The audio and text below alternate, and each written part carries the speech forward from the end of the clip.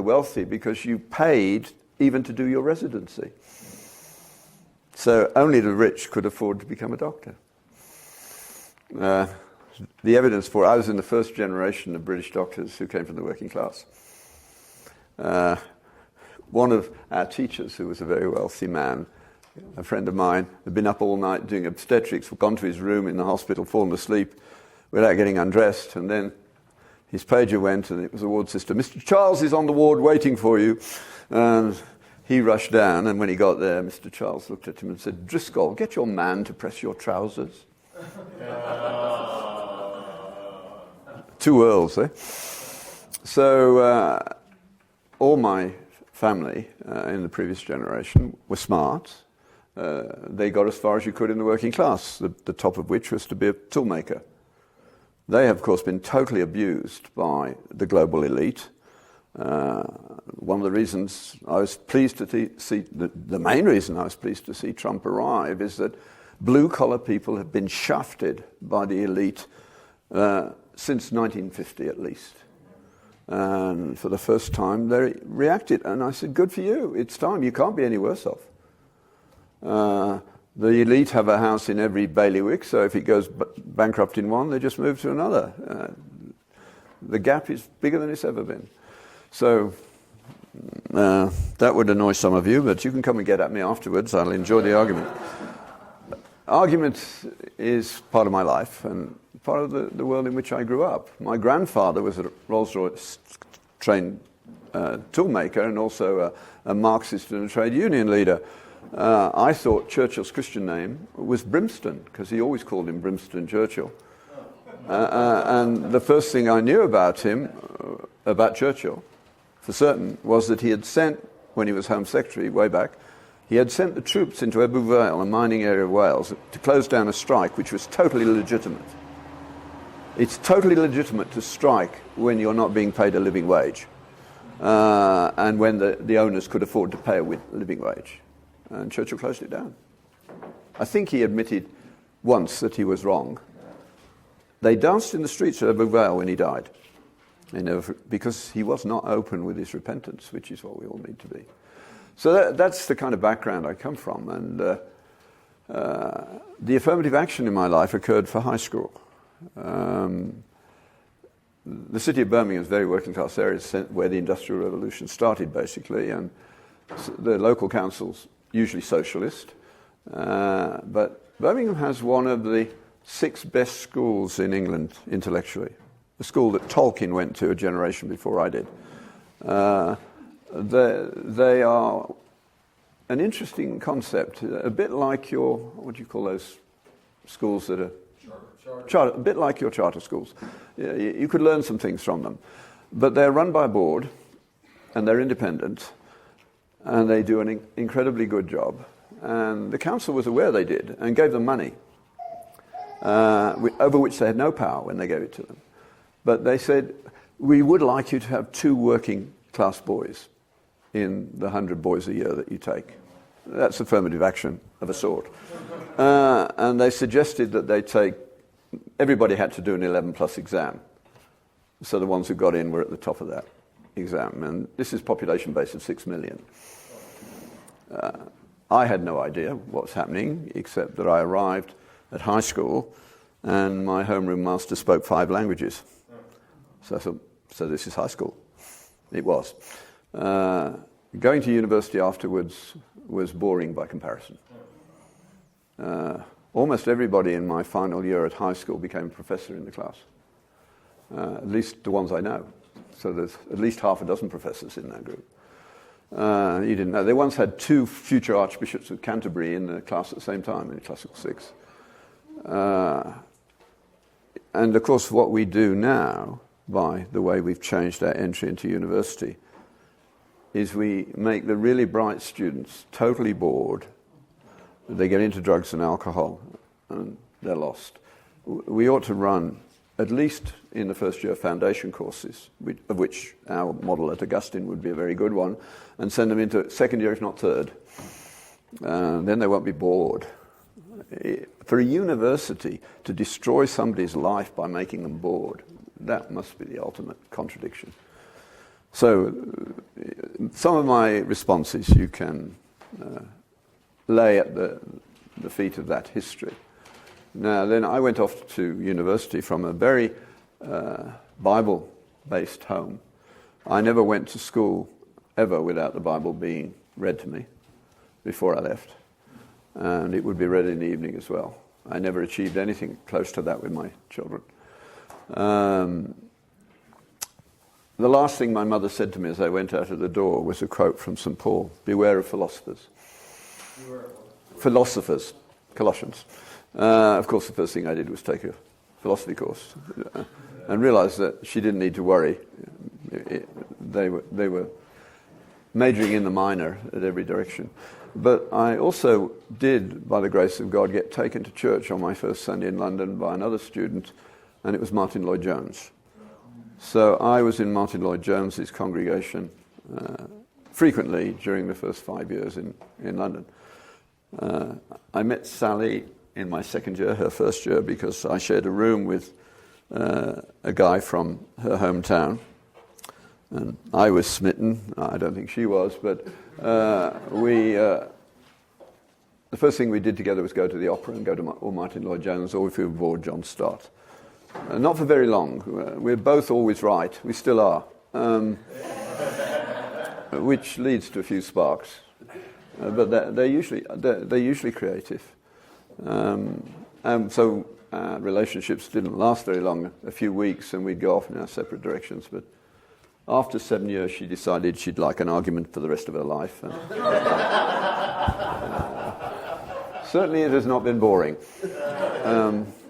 I was made to be an academic, and I would have spent my life in the library if it hadn't been for her. She shouldn't have married me when she did, but that was also providential. The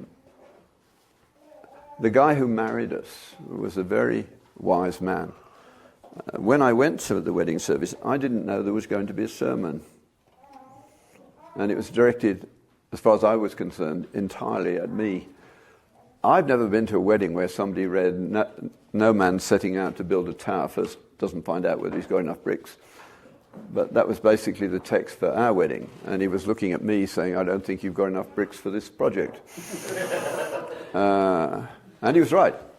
And that took us back to church. And we were blessed, very blessed, to have a small group of very much more mature people, including, it wasn't an ageist group. There were old people in the group as well as young. I hate these things that divide up by age. We need to break them down much more. And that kept us sane, and I think got us through the first bit of our marriage. We weren't going to have children. She was going to be, some world-famous UN person or something like that. And I was going to be an academic doctor. But we were careless, and shortly we had 3 children. The fourth one didn't happen till Jamaica. Yeah. But it was 2, 3, 2, 4, 6, 8, and I'm not pregnant, right? Nor Catholic. Yeah.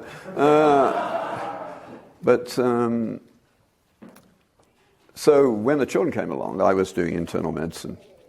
I'm made for exams. I don't fail them. So in Britain, if you can pass the exam, they don't care whether you've been to the lectures.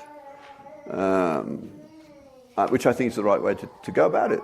One of my best friends, not best friends, good friends, we came in touch with again just a couple of years ago after 30 years. And he's a good example of this. His wife was a good friend of Sally's. They ran a play group at the church, and I met Chris that way. We're both fascinated by the physiology of the kidney. When he came to do his clinical work in London after the first 18 months, which you do elsewhere, he went to lectures for 1 week, and then he said that these are a waste of time, and he never went to another lecture in medical school, ever. He instead wrote papers that were published in the Journal of Physiology. He said, I can learn, as I did too, I can learn enough for orthopedics from the book in 20 minutes. I've never set a fracture in my life, never been to an orthopedic clinic, never been on an orthopedic ward round. I wasn't going to do that, so why would I need to bother? You just had to pass the exam. And the Brits allowed that because if you've got talent, they want to let you go. And when we went to university, only 5% of the population went to university. So the class had a totally different character to what you have. You don't get to this till you're doing the master's level now. And by then, their brains have been got at and are addled in various ways. It's hard to deal with. So with that background, I passed the exams that were needed, and you could take the equivalent of boards whenever you wished after you got your MD, and I took it for a bet 18 months after my MD, and I won the bet. But then I'd got nothing to do, because in Britain, it's where Tolkien got the idea of the tweens from, they never give you a responsible position till you're 30. So I had years to fill in. So I went around multiple specialties, and that's what I was doing when our children arrived. And then Sally said, I need you home a bit more, can't you do something different? So I said, well, I'm a bit bored, I'll do a PhD. So I did a PhD in order to see my children in cell physiology, and it worked incredibly well. When it was over, Sally, with the usual question that's not a question, said, you're not going back to internal medicine, are you?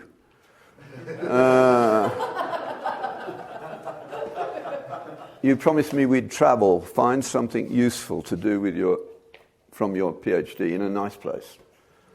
And we ended up in Jamaica studying severely malnourished children with the Wellcome Trust paying all the bills for the next 7 years. I mean, this is paradise. It was lovely for us too. And then that came to an end, and I was supposed to go back to a job already ready in London, but Mrs. Thatcher cancelled the funding, and we came to Ottawa, which was perfect for us. It's a wonderful place to bring up children. We just hope that most people don't know it exists. It's 25 years behind the time, but it has a world-class orchestra and all those kinds of things. It's the capital city. But girls can come home from university at night at 9 o'clock without any fear.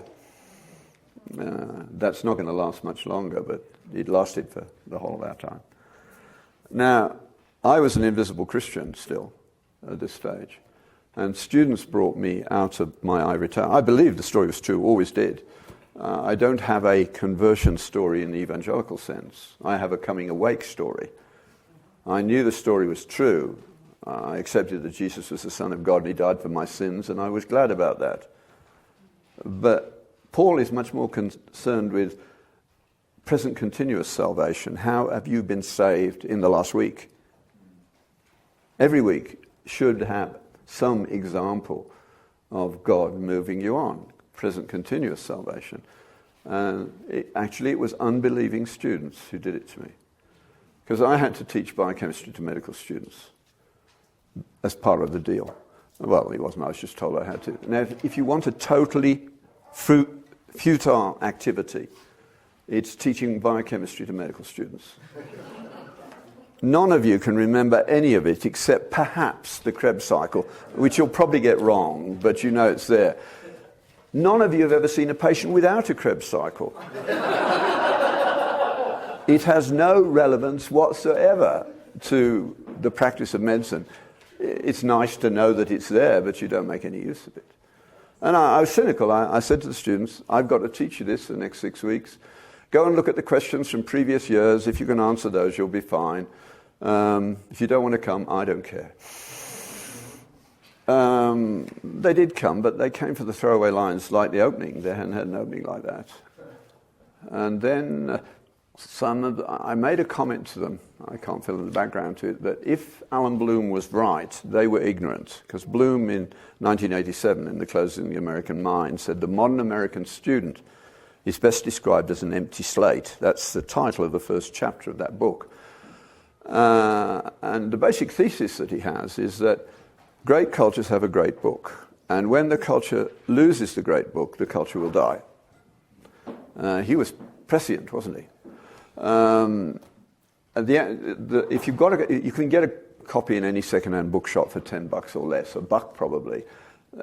Tear it all out except the first chapter if you're looking for space. But if you're not going to do anything else, read the last 2 pages of the first chapter.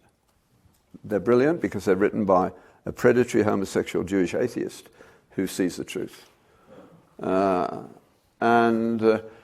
So some students came and complained that I'd called them ignorant, and I said, well, it's not me, it's Bloom, and he's not here to give you an apology, so let's instead do the test.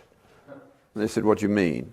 And those of you who haven't heard me talk before, hopefully those of you who have can pass the test now, but I won't ask, it'd be too depressing. But I said, you all love Gandhi, and he thought the Sermon on the Mount was the greatest piece of literature ever written. Tell me how it starts and what it says. It's highly unlikely that you can tell me. And they couldn't. And I said, there you are, he's right.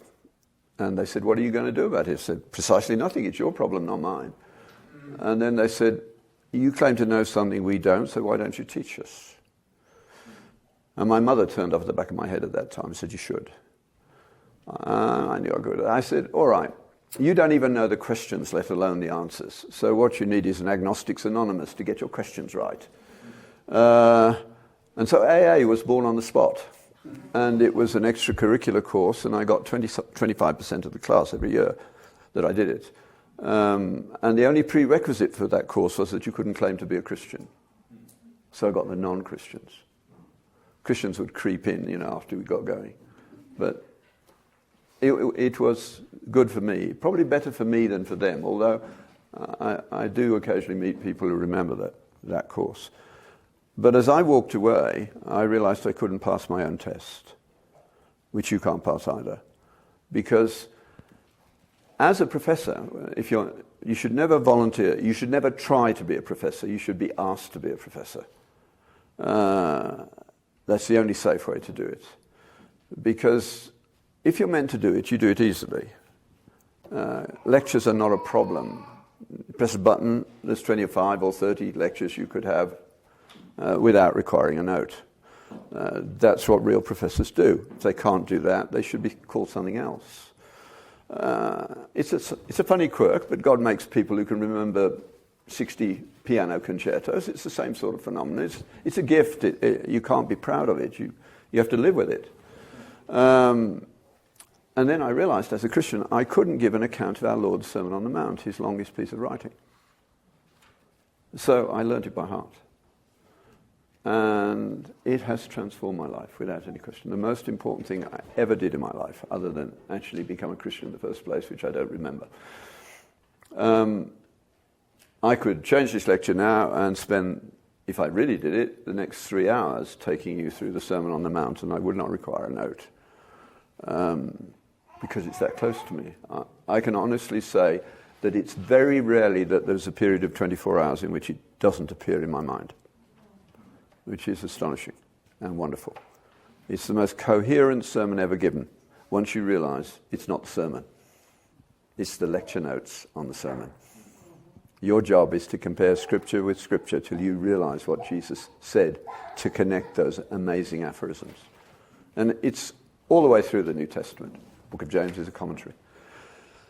Ultimately, that led to the college, Augustine College, where we have been teaching the history of ideas to largely, not entirely, but largely Christian students, because 6 of us were brought together and we'd all watch the phenomenon that your children and your grandchildren, when they go off to university, have less than a 20% probability that when they come out the other end, they will be active Christians. The university is deadly to faith, particularly if you do the physics MD programs, psychology, sociology, anthropology, social work, that lot. You shouldn't go near them until you've been prepared for them much more extensively. So we started teaching a history of ideas program in which it's really cultural history is a better idea, with an emphasis on the people and the ideas that made the difference. Premised on the premise that you are the product of Hebrew and Greek thought modified by the church, which is true. The secularization that occurred, and I'm going to talk about a bit in a moment because it's essential background to what we're talking about, is basically tacit atheism. And it couldn't have happened except by being a Christian heresy. Secularism is essentially Christian heresy, and it's breaking down, as you can see very clearly. So that's where I'm at. Do you want to say anything, or do you want to wait to the end and say that everything I said should not be listened to? Yeah, but we're on holiday. It doesn't matter. They can go out when they wish. Nobody cares. Well, I'll tell you one thing about her, and one I'm going to tell because you won't. One of the things we did in the late 80s, we went to Africa because my interest in malnutrition took us there. Sally became an Africa-phile immediately. Very shortly, she was usefully abusing my character to say she needed to go at least a month before me to set up and at least 2 months after me to clear up. So she got 3 extra months a year in Africa and I got 2. Then in 1994, the Rwanda War blew up. That was the year our last child went to university. And 7-year-olds were trying to care for 4-year-olds in the streets of Goma and Bukavu. I knew Sally would not come back, and she didn't for a couple of years. And the UN gave her, how many refugee camps was it? 4? 3. What? No. 3. Okay, I'll believe you on that. It felt like more to me. Which she ran very efficiently and very effectively. Probably one of the most moving moments in my life, which I'll tell you at some risk that I might cry. I went out to see her in the summer of '95, and I ended up teaching, because of her, teaching in the refugee camps for most of the summer. Anything up to 6 hours a day, and as much as 5 times a week. I wasn't tired. I felt his pleasure, just like Eric Liddell felt his pleasure when he ran. God gave me the ability to express easily and well. And that summer was the first time I gave the gift back to the giver. And I felt his pleasure. It is absolutely intoxicating. At the end of the summer, as usual, she had a brilliant ending. And she said, there are lots of pastors in the camps. And they have nobody caring for them particularly except her. And in particular, they need to have you for a weekend. I can bully the UN to allow me to open a mission station in Bukavu. All the missionaries left. They couldn't handle the chaos. And you can teach them for a weekend. And we can let them sleep in a bed and give them some decent food. And so we did. I got to the end of the weekend, and a Rwandan pastor who spoke good English thanked me beautifully. And then he turned to Sally and he said, and your wife is the most honored lady in all these camps. I'll never forget that moment. Now she won't be capable of saying anything, but so I'll carry on till later. But because it's even more deeply moving for her, the whole experience. When you're talking to her, don't gush, that's all, if you know what I mean. That's the hardest thing to take. When you've done something as extraordinary as that, people want to say how extraordinary it is. Don't do that. Just forget about it.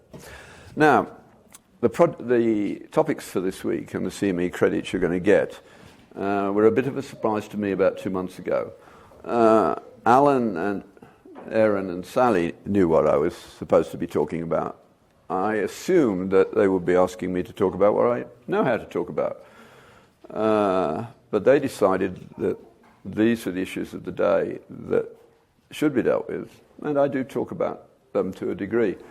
But a couple of months ago, Sally said, you need to look at what you're talking about at Deer Valley. And I said, when I looked, I said, well, that's going to be interesting. The first thing I have to say about all these issues, I mean, sex, sexuality, marriage, and all that goes with it is where we're in deepest trouble, isn't it? There's no question about that. But if you engage that discussion at the medical level with the protocols that are being dropped on you by the global elite in one form or another, you've lost the battle. Any general who fights a battle on ground chosen by the enemy will lose. So you mustn't fight on those grounds. And what I hope to do this week is to give you some means to engage without them winning, but with you winning. We're going to lose some in this one before we win the war, which we will in the end, God willing, or Christ will return. And we may win without America or Canada. God has no particular love for countries, but he loves people. And he always has and always will. the books that I would put down, and I see most of you have got pens, so you know this is coming. So at the beginning of this, the books that have mattered most in putting this next little bit together is Barzun, An Age of Decadence. That's about this thick, but it's actually very readable. And it is, he's a professor at the University of Chicago, and the Age of Decadence is now. And he was aware that the Enlightenment is better described as an endarkenment. Alistair McIntyre was the first person to call it that. I certainly call it that because it's what it was. And it had nothing to do with the scientific revolution. The Enlightenment and the scientific revolution are quite different and had different roots. And of course, the liberal elite who rule us have no idea. Well, let's just take a quick check. Which century would you choose for the birth of the modern scientific world? If you haven't heard me talk about this before. 18th? 18th? Well, it's at the very latest, the late 13th century. That's why the Renaissance was parasitic on what had happened between 1277 and whatever date you want to use for the start. When I'm in a particularly cynical mood, I say the Renaissance is about nudity and art. And now that's a little unkind, but you know what I'm saying. They were proud of rediscovering Greek learning, and what the scientific revolution needed to do was to get rid of some Greek learning that needed to go, but they also got rid of some that we needed to keep, and that also will come out. So Barzun does a lovely, it's a huge period of time to cover with so much happening, but he does it well. More interestingly, and certainly to read before you read Barzun, would be Mangal Wadi's book on the Bible, the book that changed our world. Yeah. How many of you were at the CMDA meeting where he spoke a couple of years ago in the Carolinas? None of you. Okay, so it makes it even more worthwhile. I'll come back to him in a moment because my first point is drawn from him directly. The book that changed your world, and that book is the Bible. And the name is spelled phonetically Man-Gal Wadi. I didn't bring my copy with me. I should have done probably. The next book on the list is Gertrude Himmelfarb's book, The Demoralization of America. That was published some years ago now, but she saw what was coming. She's a professor, Gertrude Himmelfarb, at Harvard. I think she's Jewish, but I don't know that. Her husband is certainly part of the neocons. Brilliant scholar. English prof with a major interest in the Victorian period. And the point that got to me was when she pointed out that in both America and Britain, at the end of what would be called the Victorian period, the end of the 19th century, the illegitimacy rate was in single digits as a percentage. Now in America, 75% of black boys in America do not know who their father is for certain, and their mother is not highly reliable either when we do DNA. Now the two curves for this fall-off are parallel, but the black community began to lose marriage in the 1920s, and we left it following the Second World War. I understand what happened after the Second World War. I have yet to find a black scholar who can tell me what happened. How did it happen? Sure, there are some awful things like paying black women not to have husbands around so they could get welfare. That is disgraceful. That was Johnson. Awful. But it happened. It started before that, and I don't know why. If you ever find out, please send me an email. I'm fascinated by the topic, and I have not seen. Even Sol, as far as I can see, has not really been able to get his hands on quite why it happened. Our dominantly white community here, we fell apart following the Second World War. Well, war separates husbands and wives, and husbands are unfaithful during the war, and that breaks up marriages. And the other thing, of course, was the pill. The pill. has been utterly disastrous for marriage. And of course, evangelicals, Protestants were the ones who were not smart enough to see what was going on. We said it's okay within marriage, as though you could have it on the market and keep it within marriage. I mean, that's a rationalization that can only be called stupid. And the result has been, of course, exactly what you see. And it's not an accident that divorce plateaued where the use of the pill plateaued. But I'm going to have more to say about this later on, because it's very important. The next one on the list is, of course, MacIntyre, After Virtue, a book written in the late 70s by, I think most people would say, arguably the most important philosopher alive today. Certainly up there in the top few. And he began as a Marxist. Like many people, you pay for the life you've had earlier. He's had 3 wives. He then gradually realized that Marxism does not work, will not work, and why. And After Virtue was the book that propelled him not just into the high levels of academic philosophy, but into political thought in general. Anybody who reads and thinks knows that they have ultimately to deal with MacIntyre. Now, it's easy to give you a little picture of what it's about, and then you can go and do a lot of work afterwards. It's likely it will take you, if you read it carefully, it'll take you a year to read it in the first instance, and you'll need to read it again to start getting it together. But you will never regret doing that. But the opening and the end you can relate to very quickly. The opening is a parable. He says, I want you to imagine a know-nothing government taking charge. Now, both Republicans and Democrats would claim to have had experience of that. We've certainly had it in Canada. We've had it throughout the Western world. And they decide that all the problems in the world are due to science and scientists. This may well happen with the Greens taking over, who are anti-science when it comes to any real science in many cases. Not all of them, but many of them.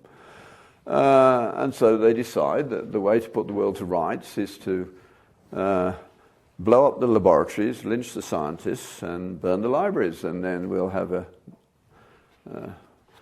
grand new growth of a wonderful society. And of course, it doesn't work. And they have to poke around in the ruins to try and reinvent science, having got rid of the people who really knew what it was.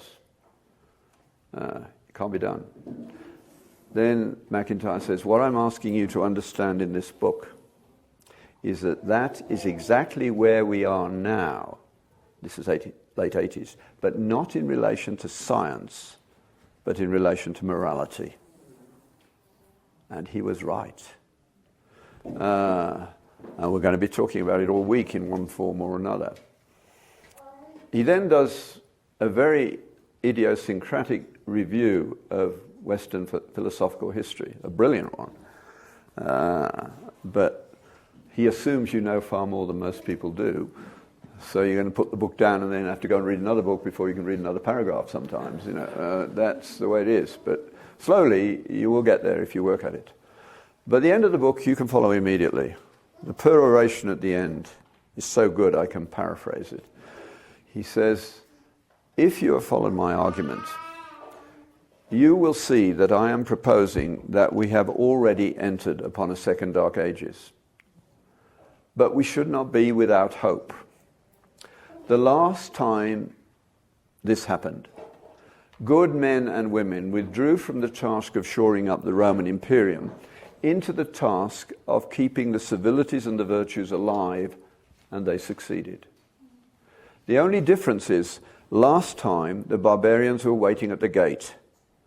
This time they have been ruling us for quite some time, and it is our failure to recognize that fact that is at the heart of our problem. We are waiting for a doubtless new St. Benedict, because what preserved the West was the monasteries and the Benedictine rule of 8 hours work, 8 hours worship, and 8 hours sleep, basically. That's where learning was preserved. It was a very, very close-run thing. literally down to probably one man in Europe who was capable of reading the Greeks in the original around the 7th century. I forget the dates of Boethius. It did in fact disappear. There was no one who could do it. Fortunately, by the grace of God, the Christian church had split between East and West. Greek learning came back to us not through Europe, but through North Africa and Spain. The Muslims honored Aristotle, especially, and the Greek scientists, mathematicians, they were largely. And they preserved that learning. They added something to the mathematics and astronomy. They never did an experiment. One tried, and he had to feign madness to survive, but that's another story. And then around the 10th, 11th century, when Europe had begun to settle down in various ways, and the Muslims were pushed back after the Battle of Tours, in which the Dark Ages that were not so dark showed how much more powerful they were than the Muslims. I mean, what won that critical battle was the saddle with a pommel and I don't know what you call the front, anyway, front and the back to the saddle, large horses, stirrups, which made it possible to use a lance for the first time.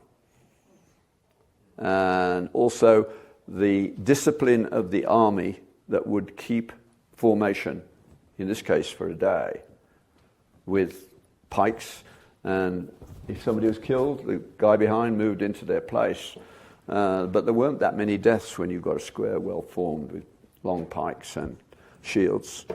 So the Muslims on their wonderful horses and their super swords and even their arrows, all day, every time they came a bit too close, they'd get a horse with a pike, and there was steady erosion of the Muslim forces and very few losses in the European ones.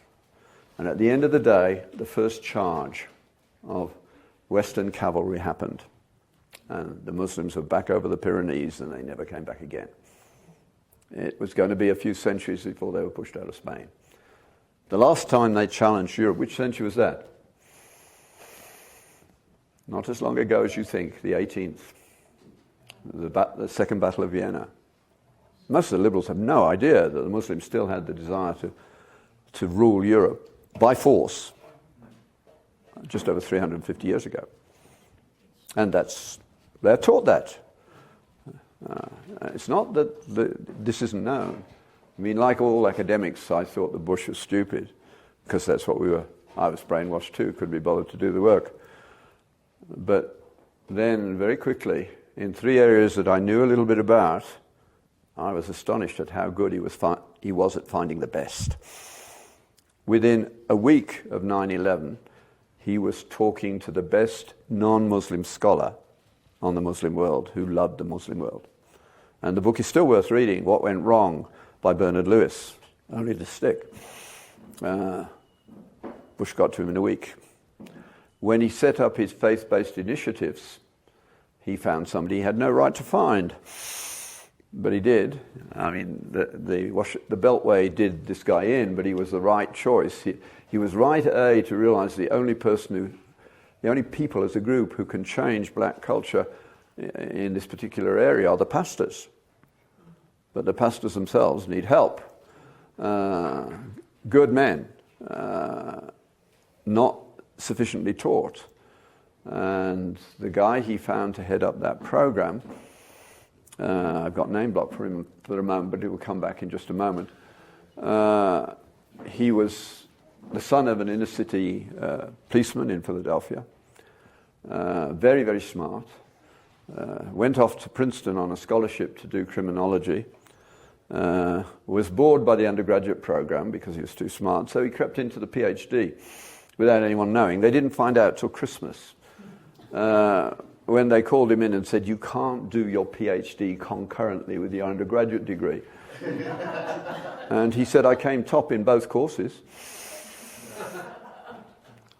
And he won the argument. So he did them concurrently. I wish his name would come back, but what? No, that was the next one. It will come back sometime during the next hour. If you're still here, you'll find out. The third one was Bush's ethics committee, which he set up with the Senate and Congress as the target for the ethics that he wanted. more. He didn't understand what he was asking for, but he wanted the ethical discussion to be raised, and he chose a Jew, Leon Kass, who's a philosopher biochemist from the University of Chicago. And the people that Kass appointed were smart. I knew them by having had a conversation with half of them, and you listen, you don't talk. They were very smart. The only way the politicians could deal with them was not go near them, which is what they did. They did publish some good stuff, which I didn't get copies of, but if you ever see any stuff published by Bush's Ethics Committee under the chairmanship of Leon Kass, buy it. It will be worth reading. And if you want to get a sense of how good Kass is, how many of you have come across Kass as a commentator on Genesis? Just Aaron. I probably take responsibility for that, yeah. Brilliant book. Would you agree? Yes. Yeah. I don't think I have read a commentary that engaged me quite like that one did ever before. But of course the Jews have spent a lot longer thinking about things than we have. And just to illustrate, he begins in the first chapter or so by saying, it's interesting that two things in the creation story do not get the accolade that they are good in and of themselves. The whole of creation does, but two things don't get an individual accolade. I'll leave you to stew on that. I miss that too, but it's there in Genesis 1. The Jews had been thinking about it, had some very interesting comments. And again, the reason I bring him up now is he's not irrelevant to today's projects. He and his wife actually taught a course on courtship in the University of Chicago. And if you didn't sign up on day one, it would be full. And they produced a book of readings called On Two Wings. If you want a book of readings on marriage of very high standard, that's where to go. The final name on the list, we might get started with this lecture at some stage, is Charles Taylor, The Secular Age. Particularly as evangelicals, we have to recognize God used the Catholics to keep the faith alive for 1,500 years. Something was happening that God wanted to happen. Charles Taylor helps you to understand that. And he also helps you to understand why you feel uncomfortable with Catholics who can't say they've done anything wrong. He's a Catholic, but he lays out all the things they got wrong. And interestingly, Reno does it in this month's First Things as well. Worth reading his piece for that. The Catholic Church is in disarray. We will not be in a better state if it disappears entirely, which it could. Certainly I expect some dioceses to go bankrupt in America over what's been. We should be welcoming them with open arms when they come, with a fairly modest requirement that they believe the Apostles' Creed is true for entry. That would do fine. We've got things to learn from them as well. Charles Taylor helps you to understand that very well. It's a very good book. So now to this question, enlightenment or endarkenment, and how important is it to all these sexual and other questions that we have going on? Well, the answer is exceedingly important that you understand it. Some people understand it very well, which is where Mangalwadi's book comes in. He was a Hindu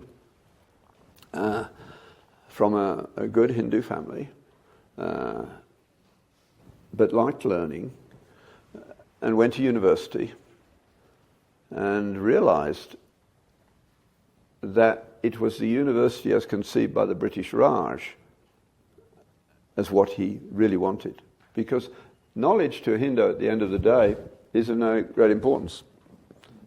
That got to him because he could see it was. And he became a Christian over thinking about these things, and then moved with his wife to live near the farm that they and his father had, but with the poor, to live the Christian life in a totally corrupt area where the police and everybody else were in cahoots to basically rob the peasants. His life's been threatened many times. He gives you some descriptions of some pretty frightening experiences. But he realized that the British had brought to India something which is very rare and which the current students in university are all on about colonialism without any idea of what they're talking about. Certainly no specific accounts. Because, of course, Britain didn't colonize India. The East India Company founded ports around the edge in order to trade. They got their empire by accident because they wouldn't tolerate the things that the East India Company was doing that they didn't like, and so they sent legislators to change it. And as Mangalwadi documents in considerable detail, because you have to, it was the products of the 18th and 19th century evangelical revivals that went to India with the British colonial service with evangelization in mind. And the British Parliament was persuaded right early on when they were taking over from the East India Company, said, this is too far away from England. It's only because it's socially in chaos and trade is something we are interested in, but they will eventually have freedom, and we should start to ask ourselves the question, what is going to be necessary for them to rule themselves in a way in which they can join the world trade system? That was their intent. There were no roads, so they built them. There were no railways, so they built them. There were no universities, so they built them. And yes, they were the product of their age. And I guess the women in this room at least would be pleased with one bit of totally politically incorrect behavior when Hindu leaders went and said that burning a widow with her husband is our culture. And the Governor General of India said, it is our culture to hang people who do that. And it stopped. You won't hear that talked about by a social justice warrior. But it's a pretty good example, isn't it? So Mangalwadi was an honest guy. He loved learning. Anyway, the little anecdote that I wanted to start with, because we are talking about the way our society is changing. And you're all old enough to see it, and some of you, like me, who are getting on, know even more of it. But as he was working out his faith, people got to know him, and he was going to Europe to meet some people who were interested in his work. And he got on the plane, he was tired, but he said, the Sikh gentleman next to me insisted on talking to me. And eventually he discovered that he was living in the poorest parts of India, on a farm, living like the local people. And the Sikh guy said, you should leave that and go to England. Easy to make money in England. And Mangalwadi said, why? He said, they trust you. Mangalwadi didn't think too much about it. He went to sleep. But when he got to Europe, it came back to him when he was staying in Holland with a Christian man there, and he went to his house and he looked in the fridge. He said, we need some milk. We'll go get some. He picked up a jug. It's just across the road, he said, and they walked across the road to the farm, into the dairy. There was no one there, so he drew some milk off from the tank, reached up top of the shelf where he knew there was a basket, brought it down, put in a note, took out the change, walked out. And Mangalwadi was absolutely stunned. And he said, in our country, if you tried that, they'd take the milk and the money. How did that happen? And the guy didn't know enough history to fill it out completely, but he said, that's the culture we've inherited from our previous generations. That's the way we live. I grew up in the British equivalent of Detroit, but we didn't lock our doors. We didn't need to. Working class communities were communities. The police never came. They didn't need to come. We didn't want them. There was no divorce, no petty theft of that variety. 4 doors up from us, there was a lady who was in bed with MS. Her husband got her up in the morning, went to work. The neighbours would drop in, so would the postman, the baker, everybody, and the money was in the teapot. Everybody knew it. No thug ever abused that reality. They wouldn't have survived if they tried. My mother had the family gift of the gab and was very much in demand as a speaker to women's groups. although she'd left school aged 12 or 13. And she would come back on the bus at night, sometimes, and walk for 10 minutes through semi-darkened streets to our house in the British equivalent of Detroit. Would any of you be willing to do that today? You'd be drunk if you were willing, and you wouldn't get home if you did. But not then. There were no attacks on women. It was a real community built on ideas that can all be traced back to the Bible.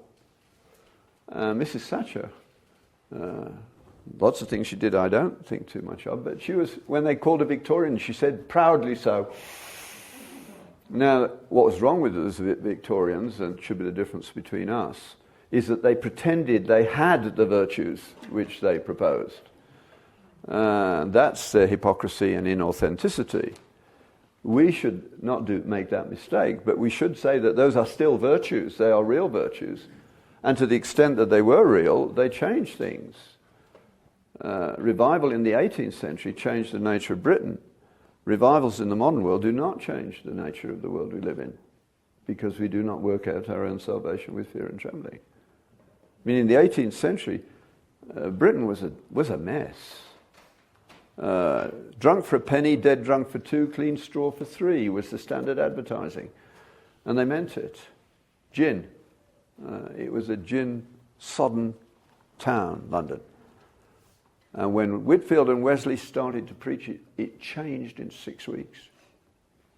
It took a few years, but the Clapham sect and all that went with it, the abolition of slavery, the end of child labour, the reform of prisons, the beginning of proper trade unions when they were necessary, the end of the Corn Laws, these were all the result of the 18th century revival. America succeeded for the same reasons. You had no development programs, yet you succeeded. Now, the two greatest writers on this are de Tocqueville, who was a French aristocrat whose family had suffered at the French Revolution. He came to visit you in the 18th century, late 18th century, in order to understand why your revolution had succeeded and the French one was a bloody mess. And he said he did not understand America until he went into the churches of America.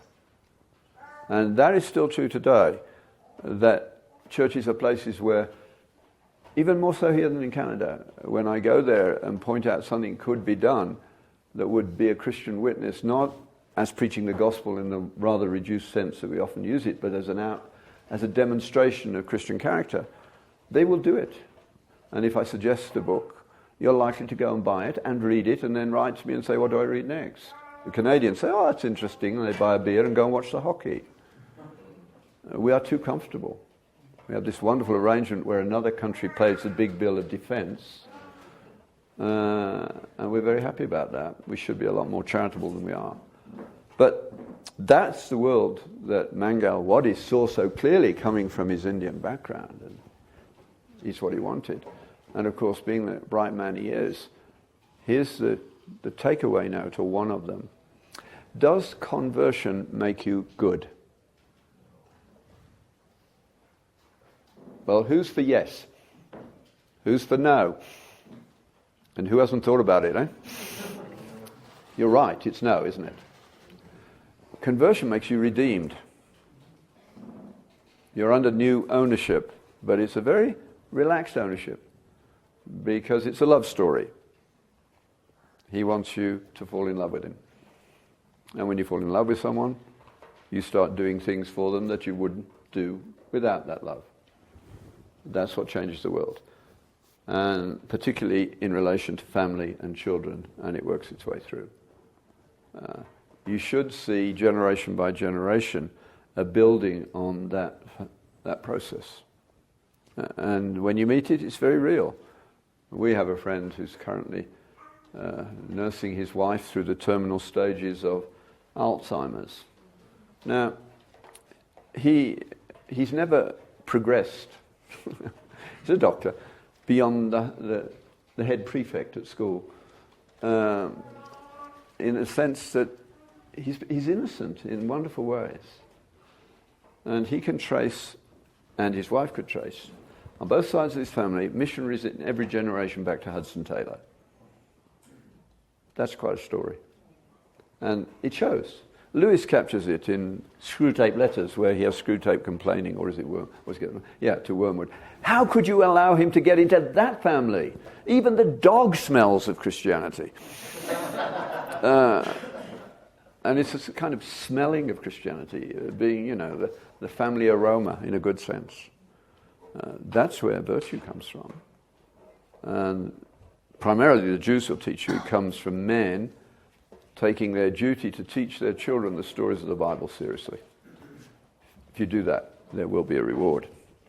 So Mangalwadi went on from that experience, and he finishes it off even better. He says, shortly he was speaking at a conference, and he made the point that he'd said, if that was India, we'd take the milk and the money. And an Egyptian said, in Egypt, we'd take the milk, the money, and the cow. But it tells you cultures are different. And that man in Egypt, of course, is an nth generation Muslim. At that level, they know to a degree. At that level is where we should make progress. If you look at the biography of Muhammad and put the biography of Jesus alongside, they are so different. They are so different. Yes, Allah is all-powerful, but he never thought his power could be used on earth with his creatures, where he would go and sort out the devil in hell, so to speak. It's a different story, and it produces a different culture. The story you inhabit produces the culture you get. And when they thin out, they die. Toynbee studied cultures and how long they last. 22 of them during the whole of his life. He wrote about a sort of end-of-life book called An Historian Looks at Religion. And he said, when a culture is about to die, the patterns are consistent frequently. The first thing that happens in a culture that is in deep trouble is that you lose your moral consensus. You no longer believe about the nature of good and evil. You don't believe the same thing.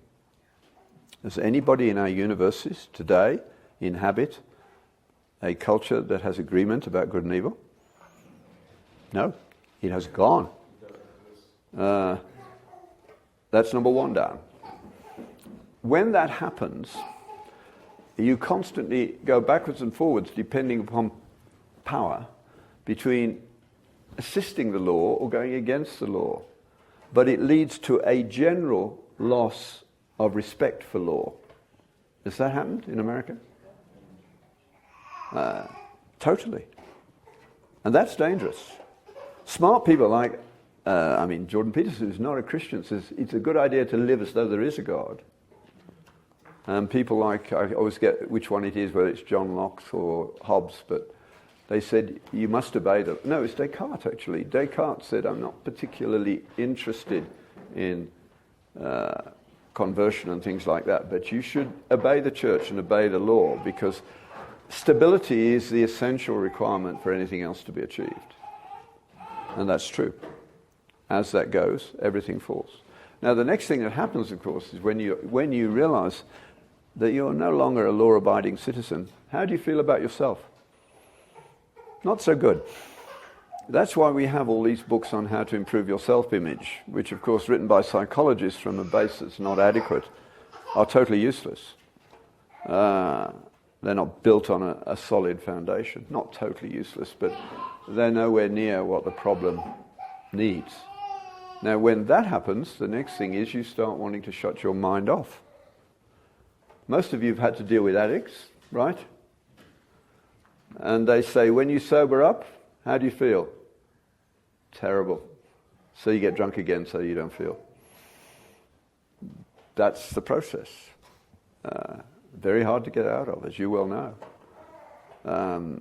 Then it moves on to promiscuity of two varieties.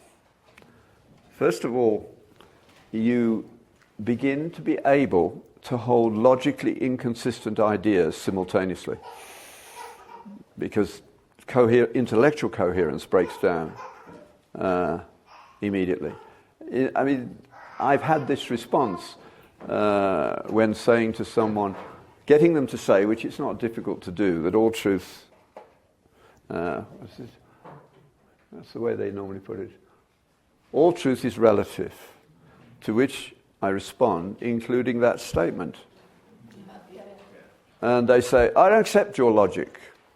And I've even had a feminist say, I don't accept your phallocentric logic. That was an interesting thought. I actually held my tongue for once, and to this day I regret it. Because I was tempted to say, Madam, if I think with that organ, it puts you at something of a disadvantage.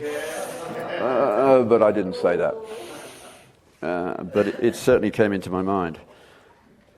That, and then, of course, sexual promiscuity, which you deal with all the while. You know, was it million STIs a day in the world is the WHO's current estimate. It's not such a big number when you put it one per. I mean, but you'll never be unemployed if you're looking after sexually transmitted disease. It's not going to go away. And all its complications. That's the world that we need to be able to describe, because that has to be the starting point. That is the reality with which we must live. So if what you're proposing doesn't deal with that, big problem. And of course that's not what we're doing in medicine, is it? We started ethics courses in medical school not so very long ago. I mean 1970s, something like that. 70s, maybe even 80s in most places. 80s, yeah. Our one started in the 1980s. There was no ethics course when I went to medical school. If anybody had asked us, do you trust everybody in your class to make a decent doctor, do a good job? Yeah. It's a question we wouldn't have thought about. I mean, we were sinners just like everybody else was. But we lived within a framework where we knew what our duties were and we accepted them. You see, before the Enlightenment, common sense, peasant-like, if you like, view of the world was the basis for ethics. That's what the world thought. If everybody saw it that way, then it would work that way. You had to be very clever to do the things that the Enlightenment sophisticates did and destroyed us in the process. Different world. When we started teaching our ethics course in Ottawa, I, of course, was not involved. But I met the dean at a cocktail party shortly after he started our ethics program. And he was a nice man. I liked him. He was a palliative care physician. So I couldn't resist teasing him. And I said, I see you're starting an ethics program. That's a lovely idea. Do you think it will make ethical doctors? And he said, well, that's the objective of the exercise, isn't it? Yeah, I said, but will it do it? He said, I hope so. Well, I said, I can tell you it won't. He said, what do you mean? I said, well, I'm probably the only guy in your faculty who actually has lunch with some philosophers every week. And the guy you've chosen to coordinate this course illustrates my point beautifully. He's technically a competent ethicist. He can tell you all the various ways of thinking about it and do it well. He's also an honest man. He says, I only teach ethics, I don't practice them. And you all know people in your church who couldn't define what ethics are, but they are ethical. And there are people who could define what ethics are, and they are not ethical. The problem is not a problem of knowledge. It's a problem of the will. And that's an entirely different sort of problem. The good that I would, I cannot do it. The good that I would, I cannot do it. The evil that I would not, that I do.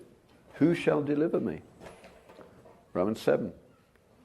You need to major in being able to get Romans 7 into conversations frequently these days. Not direct quotation. For goodness sake, don't give chapter and verse. You can quote the Bible in the university now as long as you don't say it's the Bible and you refuse to tell them who wrote it. Then they have to take it at face value. They will track it down. It's important to paraphrase because then they can't use Google on the spot. So when you've worked out your paraphrase of Romans 7, try it out on Google fairly regularly to see whether Google can find it yet. And when it does, change. You've got to be able to say it in a way that forces them out of their comfort zone and to look at it straight on. You all have colleagues who claim to be Christian, you don't trust them. Right? because they are redeemed and not good. And you have other colleagues who are utterly trustworthy and claim not to be Christian. There, the way to open that one up is to get a family biography and squeeze it out of them. You won't go back more than a generation or two before you find a missionary, a pastor, a rabbi, whatever. Virtue, behavior is very much part of the family. That's Deuteronomy, isn't it? If you will keep this law, what happens? It will go well with you and your children. He says forever, as long as you go on keeping it. The experience of Mount Sinai made it impossible to disbelieve in God, but it did not make them good. What made them good was the enculturation of the Torah. And that's the reason to this day that Jews, despite their horrendous persecution over the centuries, win sometimes 50% of the real Nobel Prizes every year. I don't mean the silly ones like peace, I mean the real ones, the ones that have content to them, the real sciences. Mathematics is the field prize, they win that too. Why? They'll tell you, it's Deuteronomy 6. Enculturating in your children from the moment they are born the stories, in their case, of the Old Testament. And the point about Jewish history is that it's morally consequential. No other history in the world is. Does anybody get away with anything in Jewish history? No. I mean, sometimes God does look as though he holds families and nations responsible. It can take a little while for the hammer to fall, but it does fall. And so Jewish kids come into the world with a realistic view of human nature, which makes them good at business, and a realization that character matters because it's consequential. Now, the most interesting, if any of you have got business people in your family, here's a book you can give to them. It's Robert Fogel's book, The Fourth Great Awakening. Robert Fogel's Jewish Nobel Prize winner in economics, teaching in the world's most famous department of economics. He died a couple of years ago. And about 10 years ago I met him, because it doesn't need to go into those details, and we had a lovely conversation because I wanted to know what made him write this book. And he wrote it for his wife, who had died just before he wrote the book, and because of the students in his class. I'm going to get to it in just a second. The title of the book is The Fourth Great Awakening. His name is Robert Fogel, F-O-G-E-L, and if I remember right, it is University of Chicago Press. But you only need Fogel, Fourth Great Awakening. The other thing that provoked him to write it was looking at his class in the world's most famous department of economics. And he said to himself, I don't trust these guys to run the economy, but in 10 years' time they will be. 2008, it all fell apart. And it was an ethical failure on both the side that should have been applying the rules and the people doing the banking. He saw it coming. And in the middle of the book, what he did next is he said he started being Jewish, he did it historically. He asked the question, why did America succeed? I mean, it is an amazing story. In the early 1700s, you were not ahead of Europe in any category. It was a very close-run thing. If John Adams hadn't been the man that he was, you wouldn't be here today as Americans. And he doesn't get anywhere near the credit, in my view. He and Washington are the ones that matters. I mean, Jefferson, leave him in left field where he belongs. But Adams, amazing story. And I already pointed out what de Tocqueville said about you. You have the knowledge, the character of a church. Chesterton, coming 100 years later, put it as only Chesterton would. I mean, he would come even more to the point. He didn't say that I didn't understand till I went into the church. He said simply, America has the character of a church, which it did. Because you did go to church. You were very church-going. You still are the most church-going country in the Western world. But it's declining very rapidly. And the depth of that church-going is the bigger problem still. Now, I've already been going on far too long, and I've got halfway through a third of the way through what I intended to do in the first issue. Is there coffee at the back? Yes. So we could take a break, and those who've had enough can quietly slide out and not feel embarrassed. We've We've got about 20 minutes before lunch. 20 minutes before lunch? 20. Oh my goodness. I have no idea. We heard a good biography. What? We heard a good biography. Your biography. Oh yeah. We did get that. Yeah. Well, yes. Well, the coffee's probably... Get a coffee if you want one. If you want a coffee, I think I'd like one, and then I'll go on to another 15 minutes at least. Yeah. I need a coffee. Whoa, yes, I'm hooked up. Sure, yeah. Yeah, could someone get me a coffee, just a little milk, and then I can stay connected to my chains. Okay. Now to pick up, what happened in the Christian era is worth thinking about quite a lot. Rodney Stark has done a very nice book on the early growth of Christianity, which was far faster than anyone would have predicted, but quite explicable. It's not an impossible rate, so to speak. Why did it happen, and what were the changes? Well, the world really did change after Christ was here. The resurrection was the beginning of a new world order, and it showed up in things that had never happened before. And two of them are particularly intriguing to me. The first one is the attitude to children. Throughout human history, wherever archaeologists go, they expect to find the bones of children who died young for no obvious reason, and sometimes who were obviously killed. People have always thought that they couldn't handle another baby. And of course, as a Christian, can you say that? I don't think you can, not without being heretical at one sense. And one of my favorite examples of how the world changed is a letter written by a Roman administrator to Rome asking for help.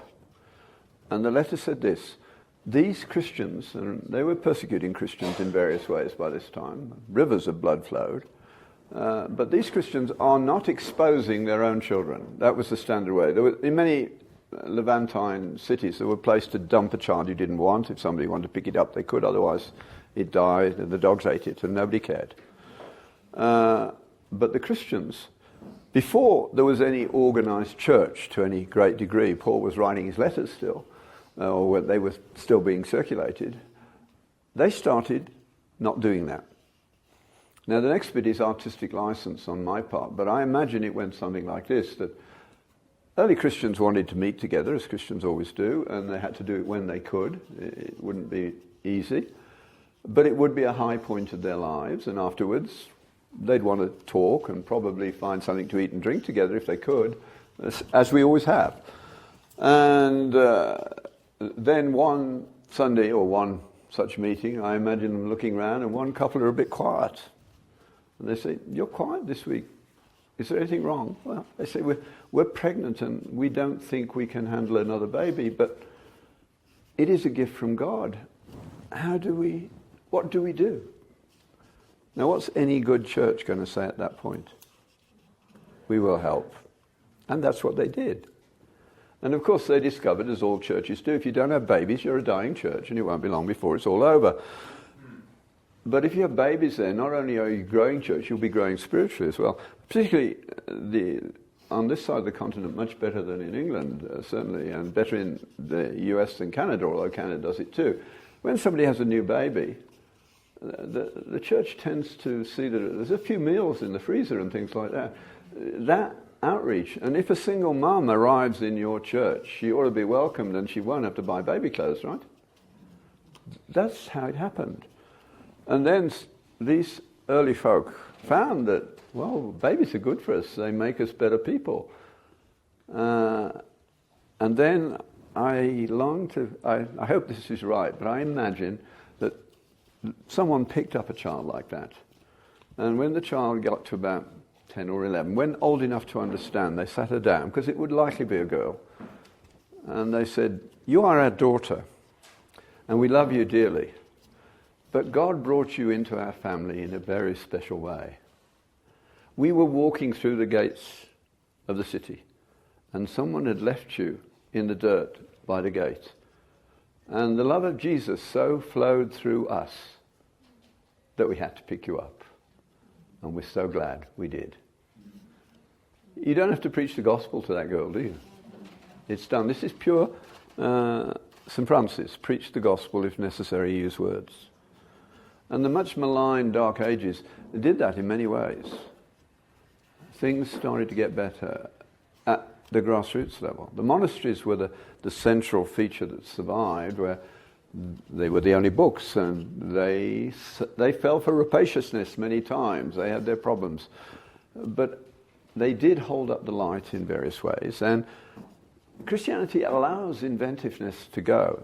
The authorities are not opposed to it, like the imams are, for instance. Certain things, they just don't do that. And that's why they don't make anything. You don't buy anything from Muslim countries except carpets, because their loyalty doesn't go beyond the family. I mean, oil is not theirs. We discovered it, we dug it up, we process it, and they take the money. That's hardly work. In fact, it's destroying them. So the attitude towards children, and then the first hospitals began. People went looking for people who needed help. The monasteries grew in that way. So shortly after Benedict, within a few centuries, there were thousands of monasteries across Europe. There were places where people could go, and they did what they could. Many people get better just with love and attention, don't they? As Florence Nightingale discovered, you simply get people clean and given water, and figures improve immediately. So not much more than love is required at that stage to get some process. But the world was changing, educationally it was changing. The book to read here, that's a lovely read, is Hannam's book, How the Middle Ages Made Science Possible. It's a really beautiful book. And it will give you a history of the Middle Ages in terms of the characters who made major differences, who were Christian. And it's a lot of them. In fact, it was Christendom. There was no other story in town. Because throughout this period, a combination of the Old Testament and Aristotle was, in practice, the way people thought about things. The idea of explanation in the modern world is quite different. And that's something we need to go that far back. When we explain what our sexual drives are about in the modern world, we end up with the mess we've got. But explanation in the ancient world was richer than that. To explain something, you needed, first of all, to know what it was made out of. The material cause. You needed to know what ideas went into it. Where did it come from as a concept? That's the formal cause.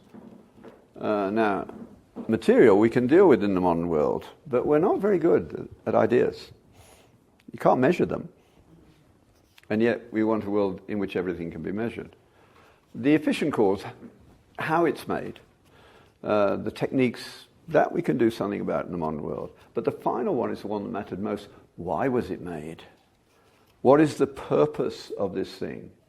Genesis 1 has got purpose built into it all the way through. The sequence, it's all teleological.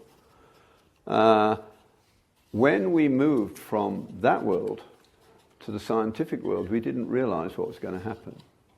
Now this began, as I said, in the late 13th century.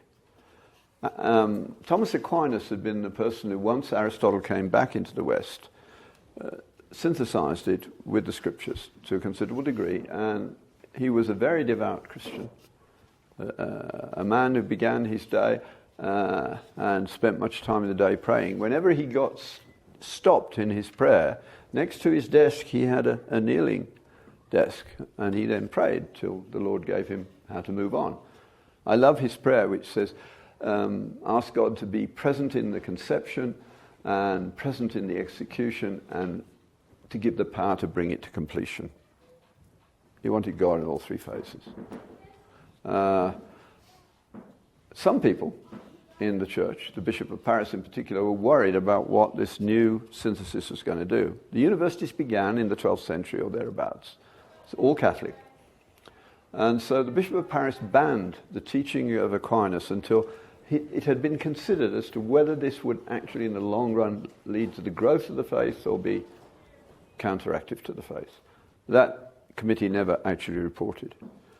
But it did mean that for a little while, the University of Paris, one of the earliest universities, the professors were not allowed to do deductive logic. Oxford continued with it. That's where induction began.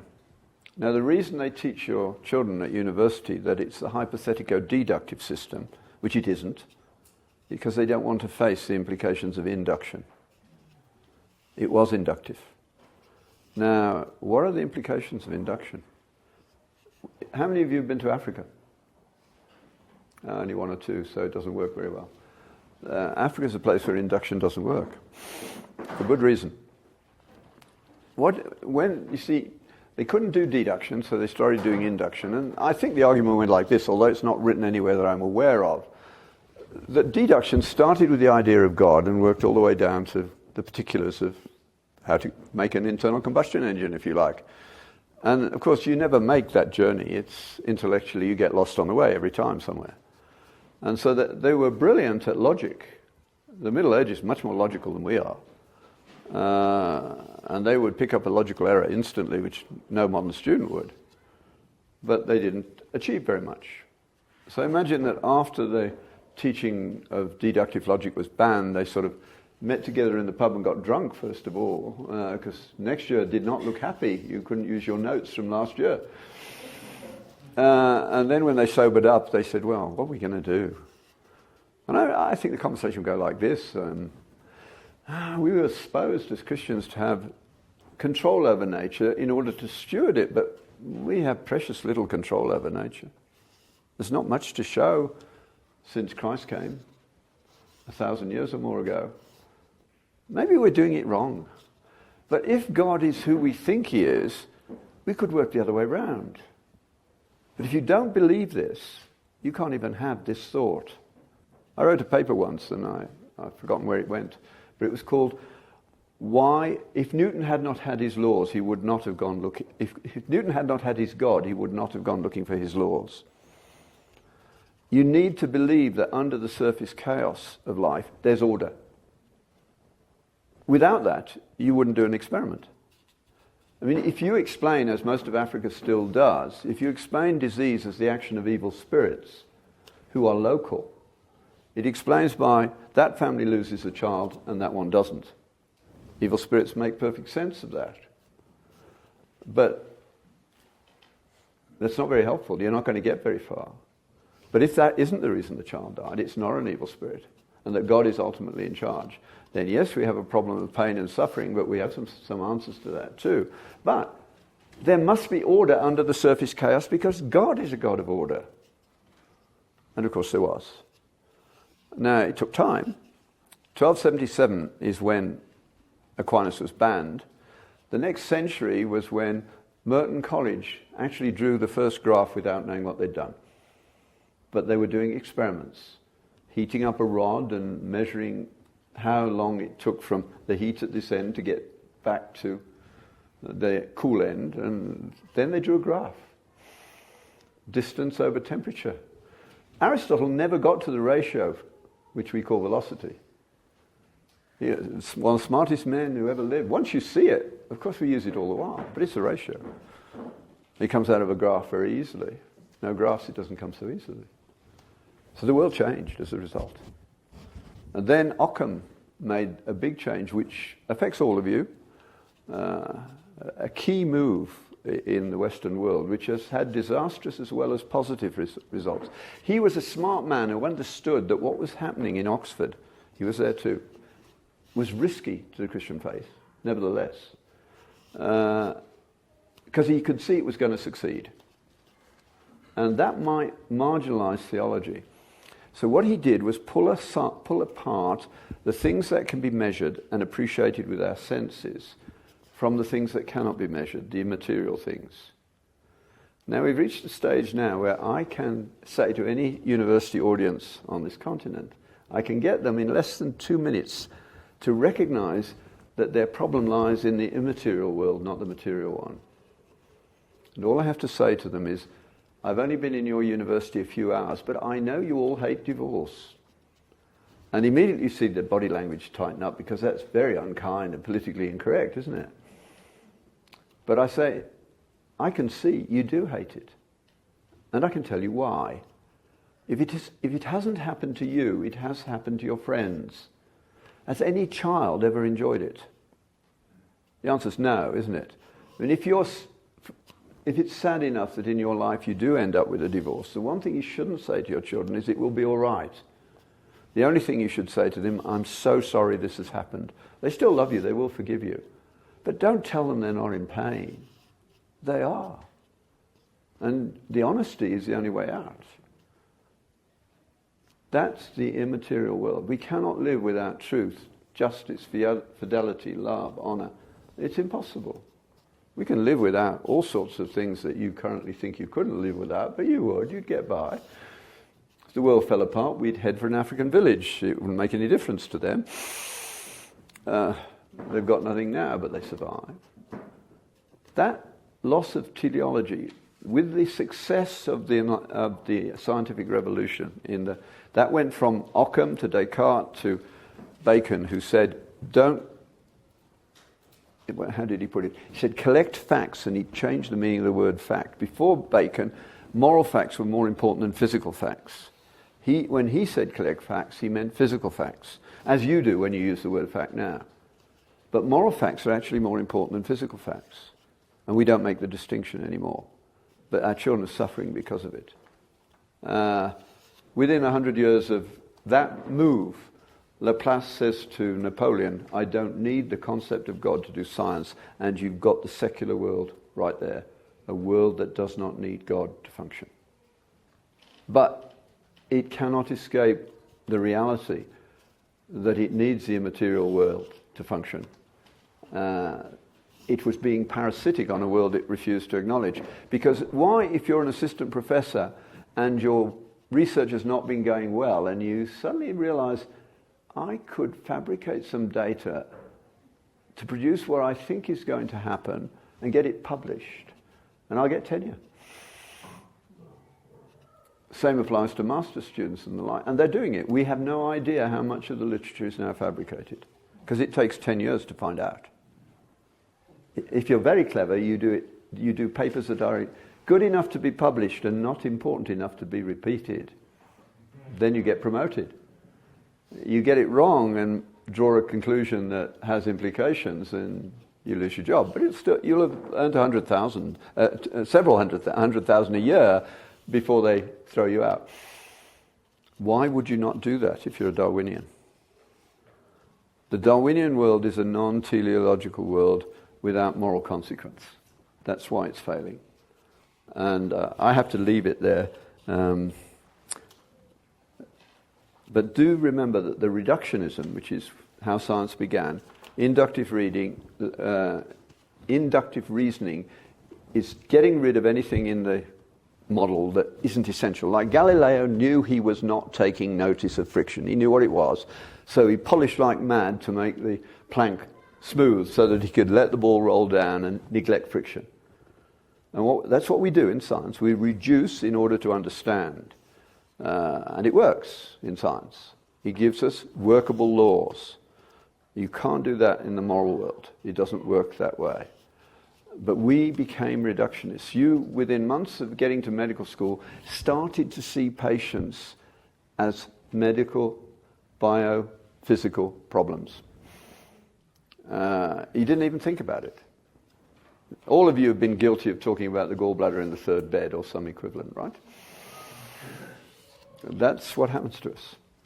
And that's what we have to think about, how we're going to change.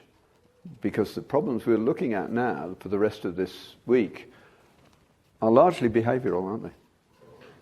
The problems in your practice are largely due to behavior in one way or another.